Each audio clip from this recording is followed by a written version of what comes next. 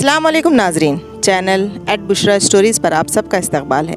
अगर हमारे वीडियो आपको पसंद आ रहे हों तो चैनल को सब्सक्राइब करें, लाइक करें और ज़्यादा से ज़्यादा लोगों तक शेयर करें और अपने कीमती कमेंट के ज़रिए हमारी हिम्मत अफजाई करें ताकि हम आगे भी और अच्छे वीडियोस आपकी खिदमत में पेश कर सकें। तो इसी के साथ सुनते हैं एक ईमान अफरोज़ वाक़या। दोस्तों, जामिया अशरफिया के एक बुज़ुर्ग मौलाना इदरीस कांदलवी का ये वाक़या है जो एक ग्वाले का है कि किस तरह एक ग्वाले को बिना माल ज़र के हज करने का शर्फ हासिल हुआ। लाहौर का एक नौजवान ग्वाला था। गाय भैंस के दूध दोहने वाले को ग्वाला कहते हैं। इसके दिल में हज करने की बहुत तलब थी। चुनाचे जब लोग हज करके वापस आते तो वो इनसे बहुत मोहब्बत के साथ सफ़र हज के अहवाल पूछता। इसने लोगों से पूछना शुरू कर दिया कि लोग हज पर कैसे जाते हैं। किसी ने इसे बताया कि हज के लिए कराची से जाते हैं। चुनाचा इसने लोगों से पूछना शुरू कर दिया, कराची कैसे जाते हैं।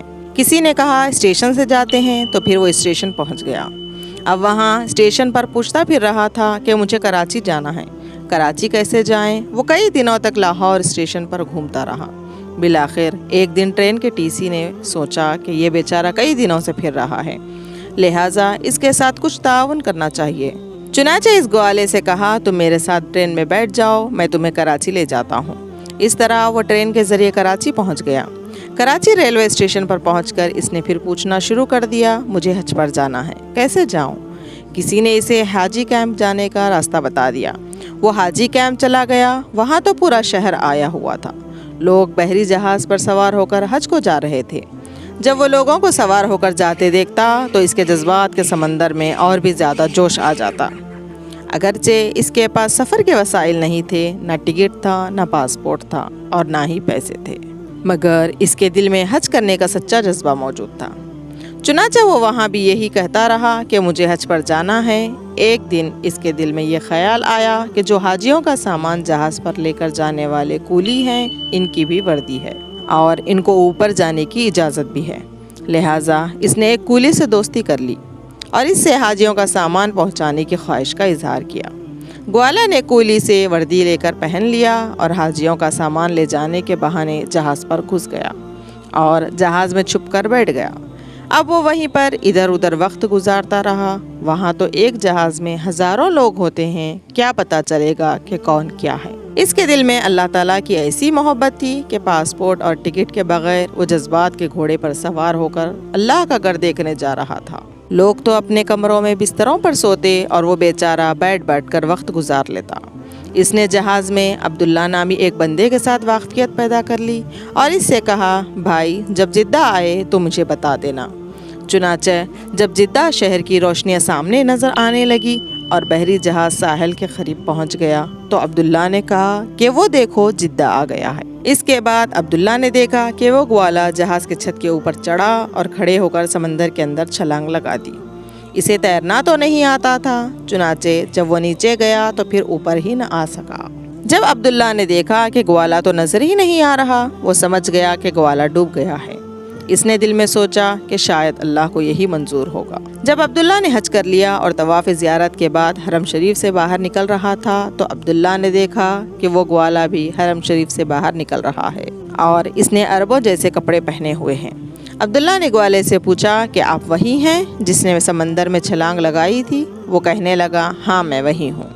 अब्दुल्ला ने ग्वाले से हैरत से पूछा कि तुम्हारे पास जहाज़ के टिकट के भी पैसे नहीं थे, तो फिर ये सब कैसे। ग्वाले ने कहा, मेरे साथ चलो, तुम्हें आगे जाकर बताऊंगा। चुनाचा अब्दुल्ला इसके साथ चल पड़ा। जब वो बाहर निकले तो देखा एक बिल्कुल नई कार खड़ी है और ड्राइवर इंतज़ार कर रहा है। ग्वाला कार के अंदर बैठा और साथ अब्दुल्ला को भी बिठा लिया। वो ड्राइवर इनको एक मकान की तरफ ले गया जो बिल्कुल नया बना हुआ था। अंदर जाके देखा कि कोठी सजी हुई है। ग्वाले ने इसे एक जगह पर बिठाया और नौकर से कहा, मेहमान के लिए खाने पीने का इंतज़ाम करें। चुनाचे वो मशरूब और फल ले आया। अब्दुल्ला ने हैरान होकर पूछा, भाई मुझे बताओ कि क़िस्सा क्या है। ग्वाला कहने लगा, मैं तुम्हें क़िस्सा बाद में बताऊंगा, पहले ये देखो, ये कार भी मेरी है, ड्राइवर भी मेरा है और महल भी। अब्दुल्ला ने पूछा कि भाई ये सब कुछ तुम्हें कैसे मिल गया। ग्वाला कहने लगा कि इसके दिल में अल्लाह का घर देखने का बहुत शौक़ था और इस शौक़ और मोहब्बत में वो बिला साज़ो सामान हज करने निकल गया।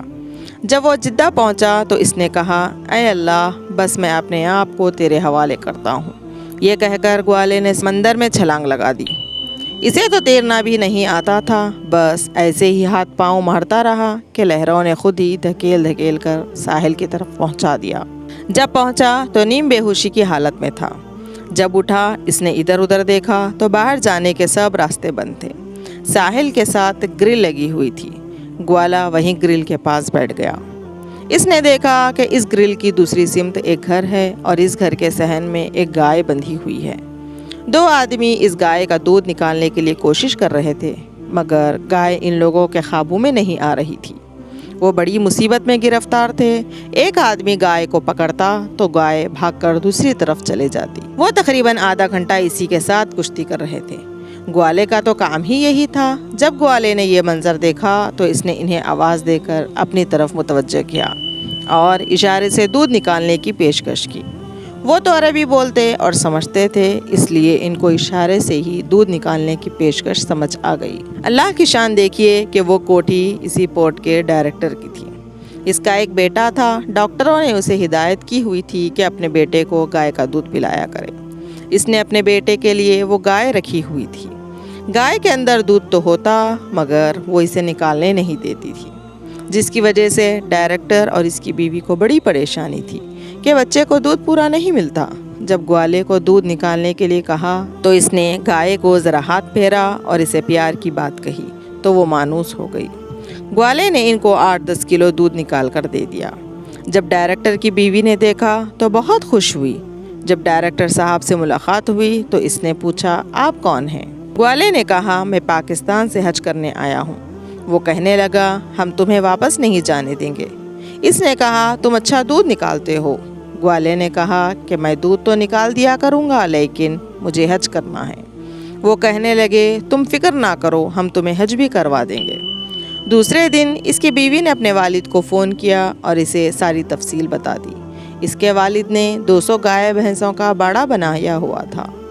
چنانچہ جب اس نے یہ بات سنی تو بہت خوش ہوا اور کہنے لگا، ہمیں تو خود ایسے ٹرین بندی کی ضرورت ہے۔ جب گوالے نے 20-25 گائے بھینسوں کا دودھ منٹوں کے حساب سے نکال دیا تو وہ آدمی نے گوالے سے کہا کہ تمہیں یہیں رہنا ہے، یہیں نوکری کرنی ہے۔ گوالے نے کہا، مجھے حج پر جانا۔ وہ تھوڑی دیر بعد یہی کہتا کہ بس اب تمہیں یہیں رہنا ہے، لیکن گوالا بھی جواب میں یہی کہتا کہ مجھے حج پر جانا ہے۔ اس طرح 3 دن گزر گئے۔ وہ بار بار یہی کہتا، مجھے حج پر جانا ہے۔ تیسرے دن وہ کہنے لگا، میاں ہم تجھے حج بھی کروائیں گے لیکن تو نے یہی رہنا ہے۔ گوالے نے کہا، پہلے حج تو کروں، باقی باتیں بعد میں کروں گا۔ اس نے گوالے کو حج بھی کروایا۔ حج کرنے کے بعد گوالے نے کہا، میرا حج ہو گیا، اب اسے گھر واپس جانا ہے۔ وہ کہنے لگے، نہیں، تو نے یہیں رہنا ہے۔ یہ لو نئی گاڑی، نیا گھر، نوکر چاکر سب گوالے کو دے دیے اور اس کے بیوی بچوں کو بھی یہاں بلوا لیا اور کہا، ایک حج کیا، ہر سال حج کرتے رہنا۔ اس طرح گوالے نے حج بھی کر لیا اور اس کی زندگی بھی سنور گئی۔ تو ناظرین، دیکھا آپ نے، گوالے کے حج کرنے کی سچی تڑپ نے 1 سال کیا بلکہ ہر سال حج کرنے کی سعادت نصیب فرما دی۔ یہ اللہ تعالیٰ کے گھر کو دیکھنے کی برکت ہے کہ اللہ تعالیٰ نے گوالے کو دنیا کی نعمتیں بھی عطا کر دی۔ سچ ہے کہ جب جذبہ سچا ہو تو پھر بات بن ہی جاتی ہے۔ تو دوستو، اللہ کی رحمت سے کبھی نا امید نہیں ہونا چاہیے۔ کائنات کی ہر چیز اللہ پاک کے کن کی محتاج ہے۔ جب کن کا فیصلہ ہو جائے تو وہاں سے راستے بننا شروع ہو جاتے ہیں جہاں انسان کا گمان بھی نہیں ہوتا۔ اللہ جہاں سے چاہے نصیب پلٹ دے، اس کی قدرت تمہاری سمجھ سے باہر ہے۔ اللہ پاک ہم سب کے گناہوں کو معاف فرمائے اور جو بھی حج کے لیے تڑپ رہے ہیں، اللہ ان سب کو حج بیت اللہ نصیب فرمائے۔ آمین یا رب العالمین۔ تو اسی کے ساتھ اپنی میزبان حافظہ بشریٰ جبین امیری کو دیجیے اجازت۔ اللہ حافظ۔